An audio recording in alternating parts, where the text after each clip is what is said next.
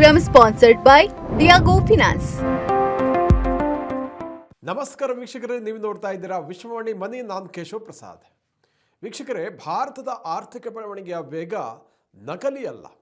ಹಿಂದಿನಿಂದಲೂ ಕೂಡ ಬಹುತೇಕ ಎಡಪಂಥೀಯ ಚಿಂತಕರು ಮತ್ತು ಆರ್ಥಿಕ ತಜ್ಞರು ಭಾರತದ GDP ಬೆಳವಣಿಗೆಯನ್ನು ವ್ಯಂಗ್ಯವಾಡಿ ತಿರಸ್ಕರಿಸಿದರು. ಮಾತೆತ್ತಿದ್ರೆ ಅಸಮಾನತೆ, ನಿರುದ್ಯೋಗದ್ದೇ ಮಾತಾಗಿತ್ತು. ಅಂಬಾನಿ, ಅದಾನಿಯವರಿಗೆ ಮೋದಿ ಇಡೀ ದೇಶವನ್ನೇ ಮಾರಾಟ ಮಾಡ್ತಾ ಇದ್ದಾರೆ. HAL ಸೇರಿದಂತೆ ಸಾರ್ವಜನಿಕ ವಲಯದ ಕಂಪನಿಗಳನ್ನು ದುರ್ಬಲಗೊಳಿಸ್ತಾ ಇದ್ದಾರೆ, ಬ್ಯಾಂಕ್ಗಳನ್ನು ಮುಳುಗಿಸ್ತಾ ಇದ್ದಾರೆ ಎಂಬಿತ್ಯಾದಿ ಇಲ್ಲ ಸಲ್ಲದ ಆರೋಪಗಳ ಸರಮಾಲೆಯನ್ನೇ ಕಟ್ಟಿದರು. ಸದಾ ನಕಾರಾತ್ಮಕ ಮಾತುಗಳಲ್ಲಿ ನಿಂದಿಸ್ತಾ ತಾಯ್ನಾಡಿನ ಪ್ರಗತಿಯನ್ನೇ ಒಪ್ಪಿಕೊಳ್ಳದೆ ದ್ರೋಹ ಬಗೆತಾ ಇದ್ದರು. ಆದರೆ GDP ಅಂಕಿಅಂಶಗಳು ಏರಿಕೆ ಆಗ್ತಾ ಇರುವುದನ್ನು ತೋರಿಸಿದಾಗಲೆಲ್ಲ ತಲಾದಾಯ ಕಳಪೆಯಾಗಿದೆ, ಜನಸಾಮಾನ್ಯರ ಜೀವನ ದುಸ್ತರ ಆಗಿದೆ ಇತ್ಯಾದಿಯಾಗಿ ಗಲಾಟೆ ಮಾಡ್ತಾಯಿದ್ರು. ದೇಶವಾಸಿಗಳಲ್ಲಿ ಕೀಳರಿಮೆ ಹುಟ್ಟಿಸುವುದರಲ್ಲಿ ಇವರ ಕಿತಾಪತಿ ಷಡ್ಯಂತ್ರದ ಪಾಲು ಸಾಕಷ್ಟಿದೆ. ಒಂದಷ್ಟು ಉದಾಹರಣೆಗಳನ್ನು ನೋಡೋಣ. ನೊಬೆಲ್ ಪುರಸ್ಕೃತ ಅಮರ್ತ್ಯ ಸೇನ್ ಅವರು ಅಭಿವೃದ್ಧಿ ಅಂದರೆ ನಿಜವಾದ ಸ್ವಾತಂತ್ರ್ಯ ಆಗಿರಬೇಕು ಹೊರತು ಕೇವಲ GDP ಬೆಳವಣಿಗೆ ಅಲ್ಲ ಅಂತ ನಿರಂತರವಾಗಿ ಹೇಳ್ತಾ ಬಂದಿದ್ದರು. ಶಿಕ್ಷಣ ಮತ್ತು ಆರೋಗ್ಯಕ್ಕೆ ದೇಶ ಹೆಚ್ಚು ಖರ್ಚು ಮಾಡ್ತಾ ಇಲ್ಲ ಎಂಬುದು ಅವರ ಬೇಸರವಾಗಿತ್ತು. ಇನ್ನು ಬೆಲ್ಜಿಯಂ ಮೂಲದ ಜಯಾನ್ ಡ್ರೆಸ್ ಎಂಬ ಆರ್ಥಿಕ ತಜ್ಞರು ಭಾರತದ GDP ಬೆಳವಣಿಗೆಯಿಂದ ಜನಸಾಮಾನ್ಯರಿಗೆ ಯಾವ ಪ್ರಯೋಜನವೂ ಆಗ್ತಾ ಇಲ್ಲ ಅಂತ ತಗಾದೆ ಮಾಡ್ತಾಯಿದ್ರು. JNUನ ನಿವೃತ್ತ ಪ್ರೊಫೆಸರ್ ಅರುಣ್ ಕುಮಾರ್ ಅವರು ಭಾರತದ ನಿಜವಾದ ಆರ್ಥಿಕ ಬೆಳವಣಿಗೆ ಕೇವಲ 2.5%ದಿಂದ 3% ಇರಬಹುದು, 8% ಆಗಿರಲಿಕ್ಕಿಲ್ಲ ಅಂತ ಹೇಳ್ತಾ ಇದ್ರು. ಕರಣ್ ಥಾಪರ್ಗೆ ನೀಡಿದ ಸಂದರ್ಶನದಲ್ಲಿ ಭಾರತದ GDP ಅಂಕಿಅಂಶಗಳನ್ನು ಉತ್ಪ್ರೇಕ್ಷೆ ಮಾಡಲಾಗ್ತಾ ಇದೆ, IMF ಪ್ರಕಾರವೇ ಇದೆಲ್ಲ ಸಿ ಗ್ರೇಡ್ ಡೇಟಾ ಆಗಿದೆ ಅಂತ ಅವರು ದೂರಿದರು. ಇನ್ನು ಇಂಡಿಯನ್ ಅಮೇರಿಕನ್ ಎಕನಾಮಿಕ್ಸ್ಟ್ ಅಶೋಕ್ ಮೋಡಿ ಅವರಂತೂ ಭಾರತದ GDP ಬೆಳವಣಿಗೆ ನಕಲಿ, ಇಂಡಿಯಾಸ್ ಫೇಸ್ ಗ್ರೋತ್ ಸ್ಟೋರಿ ಅಂತ ವರದಿಯನ್ನೇ ಬರೆದಿದ್ರು. ಹೆಚ್ಚುತ್ತಿರುವ ಅಸಮಾನತೆ, ನಿರುದ್ಯೋಗ ಸಮಸ್ಯೆ, ಖಾಸಗಿ ಬಂಡವಾಳ ಹೂಡಿಕೆ ಕೊರತೆ, ಹೆಚ್ಚುತ್ತಿರುವ ಸಾಲ, ಉತ್ಪಾದನೆ ಮತ್ತು ವೆಚ್ಚದ ನಡುವಣ ಒಂದು ಅಜಗಜಾಂತರ ವ್ಯತ್ಯಾಸದ ಪರಿಣಾಮ GDP ಬೆಳವಣಿಗೆಯನ್ನೇ ನಕಲಿ ಅಂತ ಅವರು ಆರೋಪ ಮಾಡಿದರು. ಭಾರತೀಯ ಆಡಳಿತ ವ್ಯವಸ್ಥೆಯ G20 ಶೃಂಗಸಭೆಗೆ ಮುನ್ನ ಆರ್ಥಿಕ ಪರಿಸ್ಥಿತಿಯ ವಾಸ್ತವಿಕ ಅಂಶಗಳನ್ನು ಮರೆಮಾಚ್ತಾ ಇದೆ. ಹೆಡ್ಲೈನ್ ಅಂಕಿಅಂಶಗಳನ್ನು ಮಾತ್ರ ವೈಭವೀಕರಿಸ್ತಾ ಇದ್ದಾರೆ. ಬಹುಪಾಲು ಜನಸಾಮಾನ್ಯರು ಎದುರಿಸುತ್ತಿರುವ ಕಷ್ಟಗಳು, ಹೋರಾಟಗಳನ್ನು ಮರೆಮಾಚುವುದು ಅಪಾಯಕಾರಿ ಅಂತ ಬರೆದಿದ್ರು. ಮೋದಿ ಮಾದರಿಯಲ್ಲಿ ಜಾಬ್ಲೆಸ್ ಗ್ರೋತ್ ಅಥವಾ ಉದ್ಯೋಗರಹಿತ ಬೆಳವಣಿಗೆ ಆಗ್ತಾ ಇದೆ. ಕಾರ್ಪೊರೇಟ್ ವಲಯದ ಕಂಪನಿಗಳು ಗಳಿಸ್ತಿರುವ ಲಾಭವು ಬಹುಸಂಖ್ಯಾತ ಜನತೆಯ ಆರ್ಥಿಕ ಚೇತರಿಕೆ ಕಾರಣ ಆಗ್ತಾ ಇಲ್ಲ. GDP ಮಾತ್ರ ಏರ್ತಾ ಇದೆ, ದೇಶದ ಉತ್ಪಾದನೆ ಅಥವಾ ಆದಾಯ ಹೆಚ್ಚುತ್ತಾ ಇದ್ದರೂ ಖಾಸಗಿ ವೆಚ್ಚಗಳು ಹಿಂದುಳಿದಿದೆ. ಅಂದರೆ ಜನಸಾಮಾನ್ಯರಿಗೆ ಬೆನಿಫಿಟ್ ಸಿಗ್ತಾ ಇಲ್ಲ ಎಂದರ್ಥ. GDP ಏರ್ತಾ ಇದ್ದರೂ ಹೊಸ ಉದ್ಯೋಗಗಳು ಸೃಷ್ಟಿಯಾಗುತ್ತಿಲ್ಲ, ಉದ್ಯೋಗದಲ್ಲಿರುವವರಿಗೂ ಕಡಿಮೆ ಸಂಬಳ ಸಿಗ್ತಾ ಇದೆ, ಕಾರ್ಪೊರೇಟ್ ಲಾಭ ಹೆಚ್ಚುತ್ತಾ ಇದೆ, ಜನಸಾಮಾನ್ಯರ ಆದಾಯ ಇಳಿತಾ ಇದೆ. ಇದು ಮಾರುಕಟ್ಟೆ ವೈಫಲ್ಯವಲ್ಲ, ಬದಲಿಗೆ ನೀತಿಯ ಸೋಲು ಅಂತ ಅವರು ದೂರ್ತಾ ಇದ್ದರು. GDPಯಲ್ಲಿ ಉತ್ಪಾದನಾ ವಲಯದ ಪಾಲು ಮುಗ್ಗರಿಸಿದೆ, ಹೀಗಾಗಿ ಇದು ಮೇಕ್ ಇನ್ ಇಂಡಿಯಾದ ಹಿನ್ನಡೆಯಾಗಿದೆ. ಎರಿಕ್ ಎ ಹಾನ್ಶೆಕ್ ಎಂಬ ಇಕನಾಮಿಸ್ಟ್ ಪ್ರಕಾರ ಭಾರತದ 85% ಶಾಲಾ ಮಕ್ಕಳಿಗೆ ಬೇಸಿಕ್ ಸಾಕ್ಷರತೆ ಕೂಡ ಸಿಗ್ತಾ ಇಲ್ಲ ಎಂದೆಲ್ಲ ಬಣ್ಣಿಸಿದರು. 2023-24 ಏಪ್ರಿಲ್-ಜೂನ್ ತ್ರೈಮಾಸಿಕದಲ್ಲಿ ಭಾರತದ GDP ಗ್ರೋತ್ ರೇಟ್ 7.8%ದಷ್ಟಿತ್ತು. ಆಗ ಅಸಮಾಧಾನ ತೋಡ್ಕೊಂಡಿದ್ದ ಅಶೋಕ್ ಮೋಡಿಯವರು GDP ನಂಬರ್ಗಳು ತಪ್ಪಾಗಿದೆ, ಸರಿಯಾಗಿ ಲೆಕ್ಕ ಹಾಕಿದರೆ 4.5%ಗೆ ಇಳಿತೆ ಇತ್ಯಾದಿಯಾಗಿ ವ್ಯಂಗ್ಯವಾಡಿದರು. G20 ಶೃಂಗಸಭೆಗೆ ಮುನ್ನ ಮೋದಿ ಸರ್ಕಾರವು ಅಂತಾರಾಷ್ಟ್ರೀಯ ಸಮುದಾಯವನ್ನು ಪ್ರಭಾವಿತಗೊಳಿಸಲು 7.8% ಲೆಕ್ಕಾಚಾರವನ್ನು ಮುಂದಿಡ್ತಾ ಇದೆ.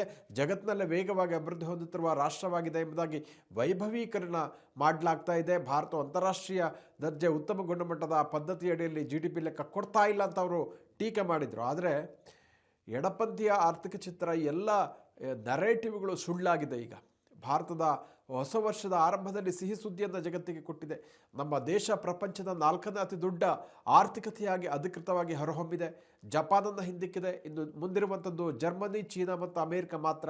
ಸೈಕಲಾಜಿಕಲ್ ಆಗಿ ಇದು ದೊಡ್ಡ ಮಹತ್ವದ ಸಾಧನೆ ಆಗಿದೆ. ಯಾಕಂದರೆ ಜರ್ಮನಿಯನ್ನೂ ಹಿಂದಿಕ್ಕಿ ವಿಶ್ವದ 3ನೇ ಅತಿ ದೊಡ್ಡ ಇಕಾನಮಿ ಆಗುವ ದಿನಗಳು ದೂರವಿಲ್ಲ. 2025-26 ಜುಲೈ-ಸೆಪ್ಟೆಂಬರ್ನಲ್ಲಂತೂ ದೇಶದ GDP 8.2%ದಷ್ಟು ಬೆಳೆದಿತ್ತು. ಈಗ ಬಹುಶಃ ಅಶೋಕ್ ಮೋಡಿಯವರ ಮೂಡೇ ಕಟ್ಟಿರು ಹೋಗಿರ್ಬೋದು. 7% ಗ್ರೋತ್ ಆಗಿದ್ದಾಗಲೇ ಅವರು ರಂಪ ಮಾಡಿದರು. ಅಂದಹಾಗೆ ಈಗ ಫ್ರಾನ್ಸ್ ಮತ್ತು ಬ್ರಿಟನ್ನನ್ನು ಸೇರಿಸಿದ್ರು ಭಾರತಕ್ಕಿಂತ ಸಣ್ಣ ಆರ್ಥಿಕತೆ ಆಗುತ್ತೆ. ಆಫ್ರಿಕಾ ಭೂಖಂಡದ 50 ದೇಶಗಳ ಇಕಾನಮಿಗಿಂತಲೂ ಭಾರತದ ಆರ್ಥಿಕತೆಯೇ ದೊಡ್ಡದು. ಜರ್ಮನಿಯು ಎಂಜಿನಿಯರಿಂಗ್ ಮತ್ತು ಆಟೋಮೊಬೈಲ್ ಉತ್ಪಾದನೆಯಲ್ಲಿ ಜಾಗತಿಕವಾಗಿ ಮುಂಚೂಣಿಯಲ್ಲಿದೆ. ಆದರೆ ಅದರಲ್ಲಿ ಹಿಂದಿದ್ದರೂ ಭಾರತದ ಆರ್ಥಿಕತೆ ಇವಾಗ ಜರ್ಮನಿಯ ಕದ ತಟ್ತಾ ಇದೆ. ಹೊಸ ಕಾರ್ಖಾನೆಗಳು, ಸ್ಟಾರ್ಟಪ್ಗಳು, ಯೂನಿಕಾರ್ನ್ಗಳು ಬೆಳೀತಾ ಇದೆ. ಭಾರತದ ಸಾಧ್ಯತೆಗಳು ಅಗಾಧವಾಗಿದೆ. ಮುಂಬರುವ ದಶಕಗಳು ಭಾರತದ್ದೇ ಎನ್ನುವುದು ಎಂಥವರಿಗಾದರೂ ರೋಮಾಂಚನ ಮೂಡಿಸಬಲ್ಲದು. ಭಾರತವೀಗ $4.18 ಟ್ರಿಲಿಯನ್ ಇಕಾನಮಿಯಾಗಿದೆ. ಮುಂದಿನ 2.5 ಇಂದ 3 ವರ್ಷಗಳಲ್ಲಿ $7.3 ಟ್ರಿಲಿಯನ್ ಇಕಾನಮಿಯಾಗುವುದರೊಂದಿಗೆ ಜರ್ಮನಿಯನ್ನು ಹಿಂದಿಕ್ಕಿ ಪ್ರಪಂಚದಲ್ಲಿ 3ನೇ ಸ್ಥಾನಕ್ಕೆ ಏರುವುದು ಬಹುತೇಕ ಖಚಿತವಾಗಿದೆ. ಭಾರತವು ಕಳೆದ ಹಲವಾರು ವರ್ಷಗಳಿಂದ ವೇಗವಾಗಿ ಬೆಳೆಯುತ್ತಿರುವ ಪ್ರಮುಖ ಆರ್ಥಿಕತೆಯಾಗಿದೆ. ಕಳೆದ 10 ವರ್ಷಗಳಲ್ಲಿ ಇಕಾನಮಿಯ ಗಾತ್ರ ಇಮ್ಮಡಿಯಾಗಿದೆ. ಅಂತಾರಾಷ್ಟ್ರೀಯ ಹಣಕಾಸು ಸಂಸ್ಥೆ IMF ಪ್ರಕಾರ ಭಾರತವು 2028-29 ವೇಳೆಗೆ $5 ಟ್ರಿಲಿಯನ್ ಇಕಾನಮಿ ಆಗಲಿದೆ. ಮೊದಲ $1 ಟ್ರಿಲಿಯನ್ ದೇಶ ಬರೋಬ್ಬರಿ 60 ವರ್ಷಗಳನ್ನು ತೆಗೆದುಕೊಂಡಿತ್ತು. ಆದರೆ 2ನೇ ಟ್ರಿಲಿಯನ್ಗೆ 7 ವರ್ಷ ಮತ್ತು 3ನೇ ಟ್ರಿಲಿಯನ್ ಕೋವಿಡ್ ಬಿಕ್ಕಟ್ಟಿನ ಮಧ್ಯೆ ಕೂಡ 7 ವರ್ಷದಲ್ಲಿ ಸಾಧ್ಯ ಆಗಿತ್ತು. 4ನೇ ಟ್ರಿಲಿಯನ್ ಕೇವಲ 4 ವರ್ಷದಲ್ಲಾಗಿದೆ. ಮುಂದಿನ 4 ವರ್ಷದಲ್ಲಿ 5 ಟ್ರಿಲಿಯನ್ ನಿರೀಕ್ಷಿಸಲಾಗಿದೆ. ಹೀಗೆ ವೇಗದ ಪ್ರಗತಿಯನ್ನು ಭಾರತದಲ್ಲಿ ಇವತ್ತು ನಾವು ನೋಡಬಹುದು. ಜಾಗತಿಕ ತಲ್ಲಣಗಳ ಆಘಾತಗಳ ನಡುವೆ ಕೂಡ ಭಾರತವು ಸ್ಥಿರವಾಗಿ ಹೈ ಗ್ರೋತ್ ದಾಖಲಿಸುತ್ತಲೇ ಬರ್ತಾ ಇದೆ. 1990 ಮತ್ತು 2023 ನಡುವೆ ದೇಶದ ಸರಾಸರಿ ವಾರ್ಷಿಕ GDP ಬೆಳವಣಿಗೆ ದರ 6.7% ಇತ್ತು. ಇದು ಹಲವಾರು ಅಭಿವೃದ್ಧಿ ಹೊಂದಿರುವ ದೇಶಕ್ಕಿಂತಲೂ ಹೆಚ್ಚು. ಜಾಗತಿಕ ಆರ್ಥಿಕ ಹಿಂಜರಿತ, ಕೋವಿಡ್-19 ಬಿಕ್ಕಟ್ಟು, ರಷ್ಯಾ-ಉಕ್ರೇನ್ ಯುದ್ಧ, ಮಧ್ಯಪ್ರಾಚ್ಯ ಬಿಕ್ಕಟ್ಟು, ಯುರೋಪಿನ ಮಂದಗತಿ, ಅಮೆರಿಕ-ಚೀನಾ ಸಂಘರ್ಷ, ಟ್ರಂಪ್ ಸುಂಕ ಸಮರ, ಭಾರತ-ಚೀನಾ-ಪಾಕಿಸ್ತಾನ ಗಡಿ ವಿವಾದ, ದುರ್ಬಲ ನೆರೆಹೊರೆ ಮೊದಲಾದ ಸವಾಲುಗಳ ನಡುವೆ ಕೂಡ ಜಗತ್ತಿನಲ್ಲಿ ಆರ್ಥಿಕವಾಗಿ ಅಭಿವೃದ್ಧಿ ಹೊಂದಿರುವಂತಹ ಪ್ರಮುಖ ಆರ್ಥಿಕತೆಯಾಗಿರುವಂಥದ್ದು ಭಾರತದ್ದು ಸಣ್ಣ ಸಾಧನೆ ಅಲ್ಲ. ಅಮೆರಿಕ ಅಧ್ಯಕ್ಷ ಡೊನಾಲ್ಡ್ ಟ್ರಂಪ್ ಭಾರತ ವಿರುದ್ಧ 50% ಸುಂಕ ಜಡಿದ್ರು. ಡೋಂಟ್ ಕೇರ್ ಎನ್ನುವ ದೇಶ ಕಳೆದ ನವೆಂಬರ್ದಲ್ಲಿ ರಫ್ತಿನಲ್ಲಿ 22% ಏರಿಕೆಯನ್ನು ದಾಖಲಿಸಿದೆ. ಜುಲೈ-ಸೆಪ್ಟೆಂಬರ್ ತ್ರೈಮಾಸಿಕದಲ್ಲಿ ಶೇಕಡ 8.2% GDP ಬೆಳವಣಿಗೆ ಆಗಿರುವಂಥದ್ದು. ಹೊಸ ಟಾರಿಫ್ ಹೊರತಾಗಿ ಕೂಡ ನವೆಂಬರ್ನಲ್ಲಿ ಭಾರತವು ಅಮೆರಿಕಕ್ಕೆ 22% ಎಕ್ಸ್ಪೋರ್ಟ್ ಮಾಡಿತು. ಆದರೆ China, Spain, United Arab Emirates ಮತ್ತು ತಾಂಜಾನಿಯಾಗೆ ರಫ್ತು ಹೆಚ್ಚಳಾಗಿದೆ. ಹೀಗಾಗಿ ಟ್ರಂಪ್ ಸುಂಕಾಸ್ತ್ರ ದುರ್ಬಲ ಆಗಿದೆ ಅಂತಂದು ಹೇಳ್ಬೋದು. 500% ಹಾಕಿದರೂ ಕೂಡ ಭಾರತ ಡೋಂಟ್ ಕೇರ್ ಹೇಳುವುದರಲ್ಲಿ ಯಾವುದೇ ಸಂದೇಹವಿಲ್ಲ. ಭಾರತವು ಸ್ವತಂತ್ರ ಗಳಿಸಿದ ವೇಳೆಗೆ ಬ್ರಿಟಿಷರು ಸಂಪತ್ತನ್ನು ಕೊಳ್ಳೆ ಹೊಡೆದು ಹೋಗಿದ್ದರು. ದೇಶ ತೃತೀಯ ಜಗತ್ತಿನ ಬಡ ರಾಷ್ಟ್ರವಾಗಿ ಗುರುತಿಸಿಕೊಂಡಿತ್ತು.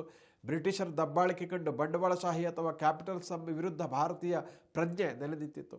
ಕ್ಯಾಪಿಟಲಿಸಂ ಬಹಳ ಕೆಟ್ಟದ್ದು ಎಂಬ ಭಾವನೆಯಿಂದ ಸಮಾಜವಾದಿ ರಾಜಕಾರಣಿಗಳು ಜನಮಾನಸದಲ್ಲಿ ಪಡಿಮೂಡಿಸಿದರು. ಆದರೆ ಇದು ಪ್ರಯೋಜನಕ್ಕೆ ಬರಲಿಲ್ಲ. ದೇಶ ಮತ್ತಷ್ಟು ಪತನಕ್ಕೆ ಸಾಕ್ಷಿಯಾಯಿತು. 1991ರಲ್ಲಿ ಅಂದಿನ ಪ್ರಧಾನಿ PV ನರಸಿಂಹರಾವ್ ಮತ್ತು ಹಣಕಾಸು ಸಚಿವ ಮನಮೋಹನ್ ಸಿಂಗ್ ಅವರು ಐತಿಹಾಸಿಕ ಉದಾರೀಕರಣ ನೀತಿ ಜಾರಿಗೊಳಿಸಿದರು. ಲೈಸೆನ್ಸ್ ರಾಜ್ಯ ವ್ಯವಸ್ಥೆಯ ಹಿಡಿತ ಸಡಲವಾಯಿತು. ಒಂದೊಂದೇ ಕ್ಷೇತ್ರಗಳು ಖಾಸಗೀಕರಣಕ್ಕೆ ಓಪನ್ ಆಯಿತು. ಉದಾರೀಕರಣಕ್ಕೆ ಅಥವಾ ಗ್ಲೋಬಲೈಸೇಷನ್ಗೆ ಒಡ್ಡಿದ ಬಳಿಕ GDP ದರ ಏರ್ತಾ ಹೋಯಿತು. ತಲಾ ಆದಾಯ ಕೂಡ ವೃದ್ಧಿಸಿತು. ಆದ್ದರಿಂದ ಭಾರತದ ಆರ್ಥಿಕ ಬೆಳವಣಿಗೆ ಹಿಂದೆ 3.5 ದಶಕಗಳ ಇತಿಹಾಸ ಇದೆ ಎಂಬ ಸೂಕ್ಷ್ಮವನ್ನು ಅಲ್ಲಿ ಅರ್ಥ ಮಾಡ್ಕೊಳ್ಬೇಕು. ಆಗ ಯಾರು ತಮ್ಮ ಮುಗಿದ ನೇರಕ್ಕೆ GDP ಬೆಳವಣಿಗೆಯನ್ನು ಅಲ್ಲಗಳೆಯುವುದಿಲ್ಲ. ಭಾರತ ತಲಾ ಆದಾಯವು ಬೆಳಿಬೇಕು. ಜನಜೀವನದ ಗುಣಮಟ್ಟ, ನಾಗರಿಕ ಪ್ರಜ್ಞೆ, ಮೂಲಸೌಕರ್ಯ ಅಭಿವೃದ್ಧಿ ಆಗಬೇಕಾಗಿದೆ. ಆದರೆ ತಲಾ ಆದಾಯ ಹೆಚ್ಚಲಿಕ್ಕೆ ಕೂಡ GDP ವೇಗವಾಗಿ ಬೆಳಿಬೇಕಾಗುತ್ತೆ. ಹಾಗಂತ ಆರ್ಥಿಕ ಬೆಳವಣಿಗೆಯನ್ನು ಯಾಕೆ ನಿರಾಕರಿಸ್ತೀರಿ, ಹೇಗೆ ನಿರಾಕರಿಸ್ತೀರಿ? ಅದಕ್ಕಿಂತ ಅದರ ಲಾಭವನ್ನು ಪಡೆಯುವಂಥದ್ದು ಒಳ್ಳೆಯದಲ್ವೇ? ಭಾರತದ್ದು ವೈವಿಧ್ಯಮಯವಾದಂಥ ಆರ್ಥಿಕತೆ, ಸೇವೆ, ರಫ್ತು, ಉತ್ಪಾದನೆಯಲ್ಲಿ ಯಾವುದೇ ಒಂದನ್ನೇ ಅವಲಂಬಿಸಿಲ್ಲ. ಮಿಕ್ಸ್ಡ್ ಎಕಾನಮಿ ಇದು. ವಿಶಾಲವಾದ ಆಂತರಿಕ ಮಾರುಕಟ್ಟೆ ಇಲ್ಲಿನ ದೊಡ್ಡ ಶಕ್ತಿಯಾಗಿದೆ. ಯಾವುದೇ ಬಾಹ್ಯ ಆಘಾತಗಳಿಂದ ಭಾರತವನ್ನು ಇದು ಸಂರಕ್ಷಿಸುತ್ತೆ. ಕೊನೆಯದಾಗಿ ಭಾರತೀಯರ ಮನೆಗಳಲ್ಲಿ 25,000 ಟನ್ ಬಂಗಾರ ಇದೆ. ಅದನ್ನು ಆಪಧನ ಎಂದರೆ ಹಿಂದಿನಿಂದಲ ಕರೀತಾ ಇದ್ರು. ಇದು ಸಮಕಾಲೀನ ಯುಗದಲ್ಲಿ ಸಾಬೀತಾಗಿದೆ. ನಾನಾ ರಾಷ್ಟ್ರಗಳ ಸೆಂಟ್ರಲ್ ಬ್ಯಾಂಕ್ಗಳು ಕೂಡ ಬಂಗಾರವನ್ನು ಖರೀದಿಸ್ತಾ ಇದೆ. ಹಣದುಬ್ಬರ, ಅನಿಶ್ಚಿತತೆಯ ಎದುರು ಸಂಪತ್ತಿನ ಮೌಲ್ಯ ರಕ್ಷಣೆಯಲ್ಲಿ ಚಿನ್ನ ನಿರ್ಣಾಯಕ ಪಾತ್ರ ವಹಿಸ್ತಾ ಇದೆ. ಅದರ ಅರಿವು ಪ್ರಾಚೀನ ಭಾರತೀಯರಿಗೆ ಮೊದಲೇ ಇತ್ತು ಎಂಬುದನ್ನು ನಾವು ಇಲ್ಲಿ ಗಮನಿಸಬಹುದಾಗಿದೆ. ವೀಕ್ಷಕರಿಂದ ಮತ್ತಷ್ಟು ಉಪಯುಕ್ತ ವಿಡಿಯೋಗಳಿಗೆ ವಿಶ್ವವಾಣಿ ಮನಿ ಯೂಟ್ಯೂಬ್ ಚಾನಲನ್ನು ವೀಕ್ಷಿಸಿ ಮತ್ತು ಸಬ್ಸ್ಕ್ರೈಬ್ ಮಾಡಿ. ವಂದನೆಗಳು.